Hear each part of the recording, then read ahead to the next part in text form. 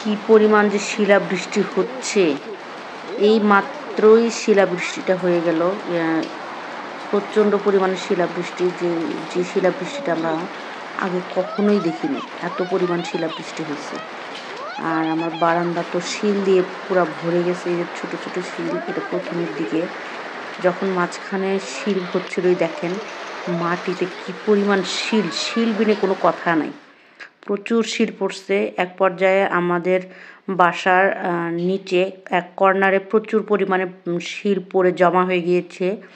এটা আমি আমার বারান্দা থেকে কুড়িয়েছি। আর এই দেখেন আমার বারান্দার অবস্থা, শিল পড়ে দেখছেন কি অবস্থা, শিল পড়ে প্রচণ্ড পরিমাণ শিল। আর বাহিরে দেখলে তো কোনো কথাই নেই, প্রচণ্ড পরিমাণ শিল পড়ছে। দেখেন মানে বাগানটা পুরো ভরে গেছে শিলে। নিচে দেখেন, এই যে দেখেন বাসার নিচে কি পরিমাণ শিল পড়ে জমা হয়ে গেছে এক কর্নারে, প্রচণ্ড পরিমাণে শিল। সেখান থেকে আমার বাচ্চা এক বক্স শিল উঠায় নিয়ে আসছে। এই যে দেখছেন কি পরিমাণ শিল পড়ছে।